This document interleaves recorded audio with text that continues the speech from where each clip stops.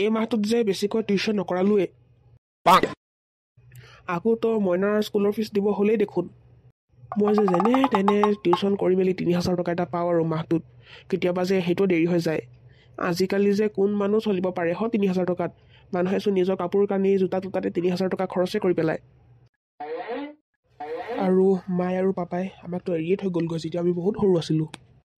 মা আৰু পাপা যোৱাগৈ পাছত মোৰ যে জীয়াই থাকিবলৈকৈ মন নাছিলে কিন্তু আকৌ এতিয়া মইনাৰৰ ভৱিষ্যতৰ কথা আছে সেইবাবেই মই যেনে তেনে টিউশ্যনটো কৰি মেলি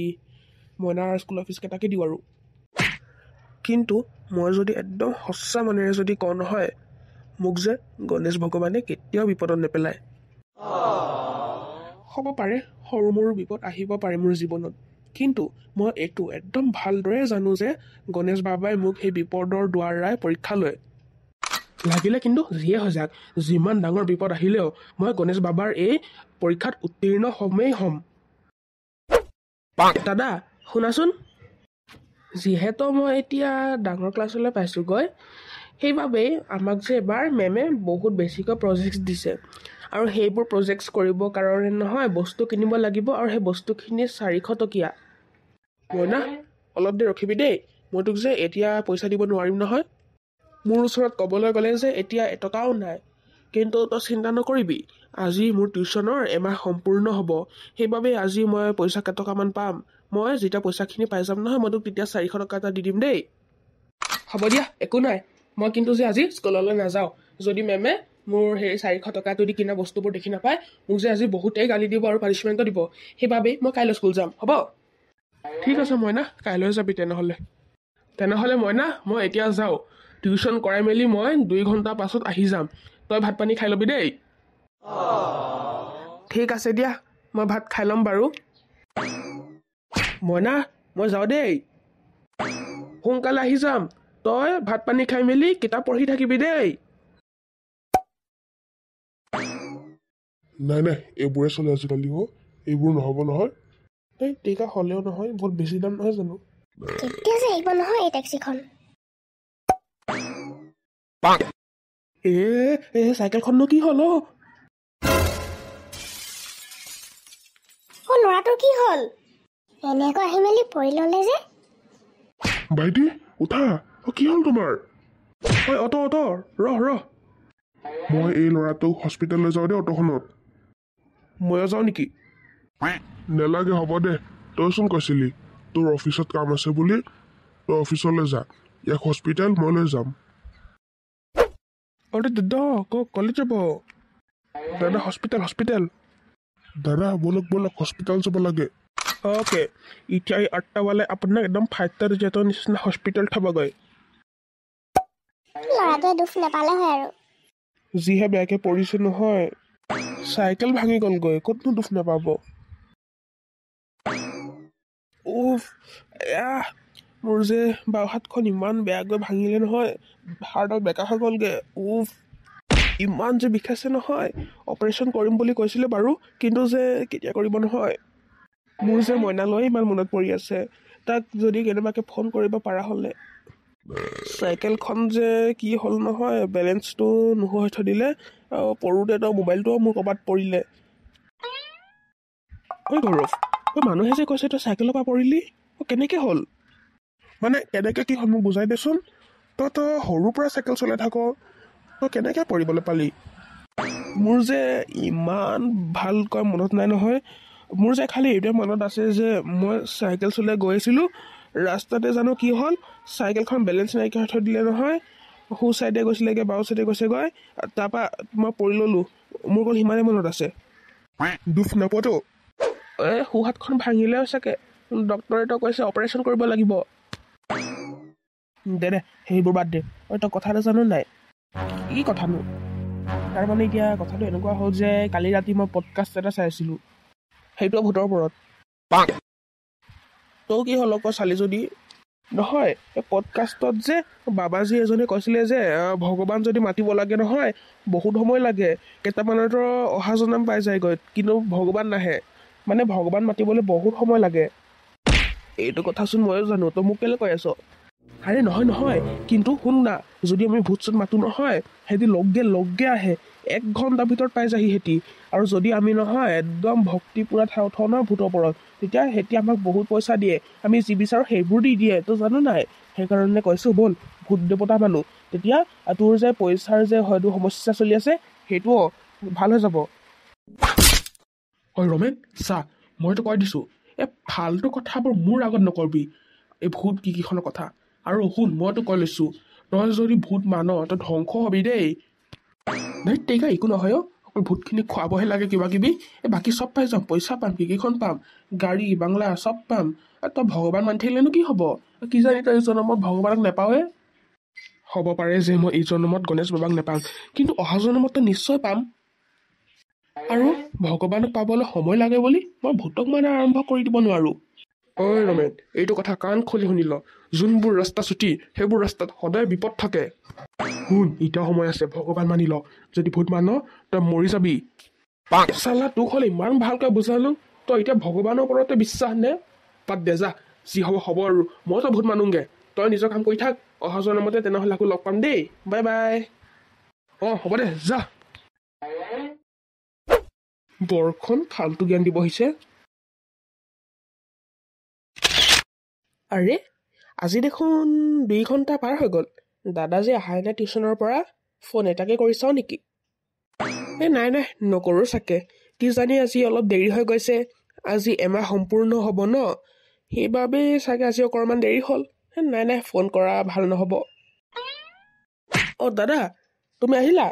অঁ মই আকৌ তোমাক ফোন কৰিম বুলি ভাবিছিলোঁৱে আকৌ। মই না কি ক'ম আৰু তোক, আজি টিউশ্যনলৈ যাওঁতে নাজানো মোৰ চাইকেলখন কি হৈ থাকিলে, এনেকুৱা বেয়াকৈ পৰিলোঁ নহয়, হাতখন ভাঙি থাকিলে। তাৰ পৰা মানুহ কেইজনমান আছিলে, মোক হস্পিটেললৈ লৈ গ'ল পিছে। তাৰপাছত হস্পিটেলত গৈ মেলি গম পাইছোঁ যে মোৰ অপাৰেশ্যন কৰিব লাগিব, আৰু যেতিয়া ডক্টৰে অপাৰেশ্যনটো কৰিলে নহয়, মোৰ গোটেইখিনি পইচা অপাৰেশ্যনটোতে খৰচ হৈ গ'ল। মই তোক এতিয়া প্ৰজেক্টৰ কাৰণে পইচা কেনেকৈ দিম, মোৰ ওচৰত যে একেবাৰেই পইচা নাই। একো নহয় দাদা, মই এইটোতে সন্তুষ্ট যে তুমি ভালে কুশলে আছা, এটলিষ্ট সেই মানুহকেইটাই তোমাক হস্পিটেললৈ লৈ গৈছে, কাৰণ আজিকালি মানুহেতো অকল ভিডিঅ'হে কৰে লাগিলে যি হৈ যাক। তই বেয়া পোৱা নাইতো মই যে তোক পইচা কেইটা দিব নোৱাৰিম বুলি? নাই মইনো কেলে বেয়া পাম। সেই আপতীয়া গৌৰৱডালক যে মই ইমান ভালকৈ বুজাই আহিছোঁ, কিন্তু নাই, সি মোৰ কথা নুশুনেই মানে। থাকক, নুশুনক, মোৰনো কি যায়, মইতো ভূত মানিম, আৰু তাৰপাছত ভূতৰ পৰা বহুত বেছিকৈ পইচা খুজিম, কিনো অকল খুৱাবহে লাগে ভূতকেইটাক,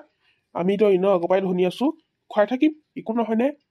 এতিয়াই মাতোংগে ভূতকেইটাক, এই ৰুমটোতেই ভূতটো মাতিম, তেতিয়াহে মা পাপাই গম নাপাব। ভূত আহি যা, মইতো সদায় খাবলৈ মাংস দিম, ভূত আহি যা। ডক্টৰে কৈছে 4 মাহমান লাগিব ভাল হ'বলৈ হাতখন। এই 4 মাহটোত যে দিগদাৰিতো হ'ব অলপ চলপকৈ। ঐ গৌৰৱ, মই যে শুনিছোঁ তোৰ হাত ভাঙিছে, সঁচা নেকি? অঁ তহঁতি আহিলি? অঁ সঁচা, মোৰ বাওঁ হাতখন ভাঙিলে। কেনেকেনো ভাঙিলে বাহঁতখন? নহয়, মই মানে টিউশ্যনলৈ চাইকেল চলাই গৈ আছিলোঁ, তেতিয়া নাজানো কি হ'ল, চাইকেলখনৰ পৰা পৰি ল'লোঁ নহয়, চাইকেলখনো ভাঙিলে, হাতখনো ভাঙিলে। দেখিলি গৌৰৱ, সেইকাৰণে মই তোক কওঁ, বেছি সত্ৰতা চলাই নাথাকিবি। দেখিলি নহয় তোৰ লগত কি হ'ল এইবোৰ, এতিয়া তই ভাবিবি এইবোৰতো আকৌ ভগৱানে পৰীক্ষা লৈছে বুলি, হয় নাই? আজিকালিনো ভাল মানুহ বনি কেনে থাকিলে নহ'ব নহয়, যোনবোৰ মানুহ ভাল হৈ দেখায় সেইবোৰ তোৰ নিচিনা এনেকৈ বিচনাত লাং খাই পৰি থাকে। আজিকালি যে মানুহবোৰ যে অকণমান মাথাত নখটোৱাকৈ অকল ভগৱান মানি থাকিলে নচলে নহয়। নহয়, এইটো সঁচাকেই মোক গণেশ বাবাই পৰীক্ষা লৈছে, কাৰণ যদি মোৰ পৰীক্ষা নোলোৱা হ'লে, যদি মোৰ সঁচাকৈ কিবা এটা বেয়া হ'বলগীয়া হ'লে, তেতিয়া মোৰ ভৰি বা নহ'লে মোৰ সোঁহাতখন ভাঙিলে হ'লে, কাৰণ এতিয়া মোৰতো বাওঁ হাতখনে ভাঙিছে, মইতো এতিয়াও টিউশ্যন কৰাব পাৰিম সোঁহাতেৰে লিখি, আৰু মোৰ ওচৰত চাইকেল নাই যদি কি হ'ল, মোৰ ওচৰত 2টা ভৰি আছে, মই 2টা ভৰি দি খোজকাঢ়ি মেলি টিউশ্যনলৈ যাম, তাতেনো কি হ'ল। এইডালক যে বুজাই লাভ নাই আৰু। চাই থাক, মই ভগৱান মানিছোঁতো, ভূত নাই মানা নহয়, মোৰ ওচৰত সফলতা আহিবই, মই জীৱনত সফল হ'মেই, চাই ল'বি, হ'ব পাৰে অকণমান দেৰি লাগিব, কিন্তু হ'মেই, আৰু তহঁতি 2টা জ্বলিবি তেতিয়া। গৌৰৱ দে হ'ব দে, আমি যাওঁ এতিয়া, আমাৰ দেৰি হৈছে,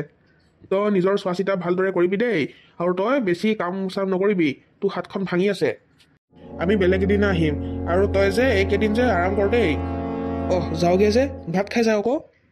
এই নালাগে ভাত খাই নাযাওঁ এনেই তোৰ গোটেই অৱস্থা বেয়া গোটেই ঘৰখনৰ কামটো তোৰ ভাইটোহে কৰিব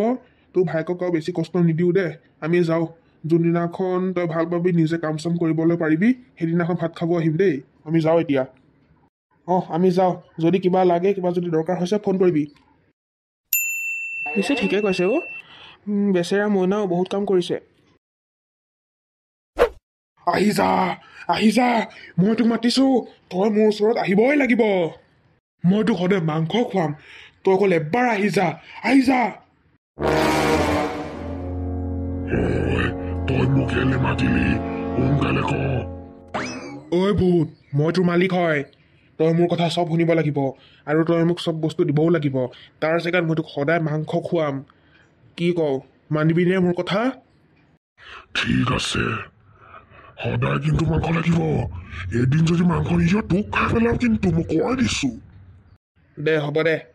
সোনকালে এতিয়া মোক গাড়ী এখন দে বহুত দামী গাড়ী এখন লাগিব আৰু মোক লটাৰী এটা জিকাই দে আগতে খাবলৈ দে তাৰ পাছত দিম তেগা মায়ে পাপাই গুৰিয়াই পেলাব যদি গম পাই মই মাংস লৈছো বুলি তোক কাইলৈ দিম মাংস হ'ব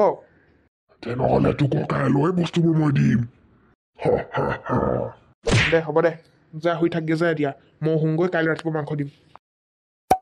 এতিয়া চাং সেই গৌৰৱডালে কি ক'ব যেতিয়া মোৰ ওচৰত বহুত পইচা থাকিব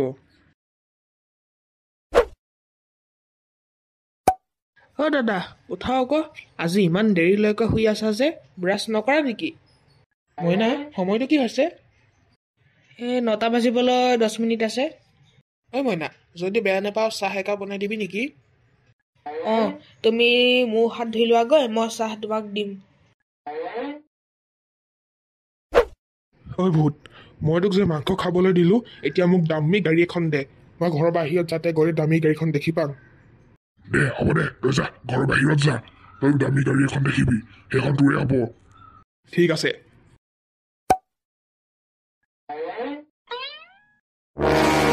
আৰে বাপৰে এইখন দেখোন মেনচৰি হয়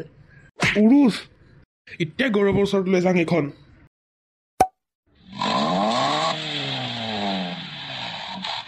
এই জেগাটোতে মই পৰিছিলোঁ আজি পিছে মানুহ নাই দেই এটাও এই জেগাডোখৰত যেনে তেনে আজি টিউশ্যনটো কৰালোঁ আৰু ভাঙা হাতেৰে এই গাড়ীখন বা কাৰ ইমান ধুনীয়া লাগিছে হে তই ঐ গৌৰৱ দেখিলি ভূত মানিলে কিখন পায় মই অকল 1 কেজি মাংস খুৱাইছিলোঁ ভূতক সি মোক 15 টকা গাড়ী দি দিলে তোৰ ভগৱানে তোক এইবোৰ দিব নেকি হে ভূত মনা আৰম্ভ কৰ উস্তাদি মাৰিলেনো কি হ'ব তাৰ জেগাত যে আৰু কিবা কিবিখন দিবলগীয়া হ'ব ভূতডালক সেইটো চিন্তা কৰিছেনে নাই পালোহি আৰু দেই যেনে তেনে টিউশ্যন কৰাই মেলি গৌৰৱ গণেশ পূজা পাত তেতিয়া তোৰ লগত বহুত ভাল হ'ব তেতিয়া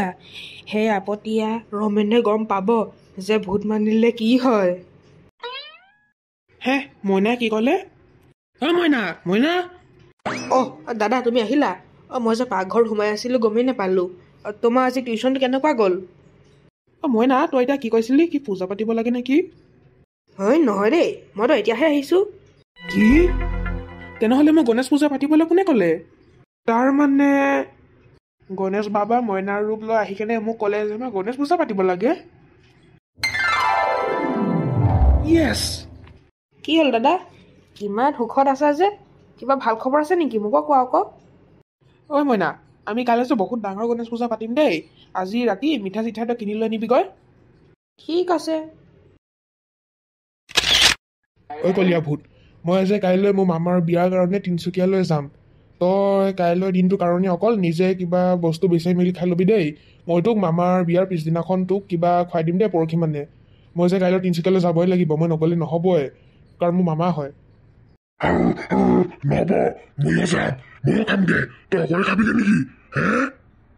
কলীয়া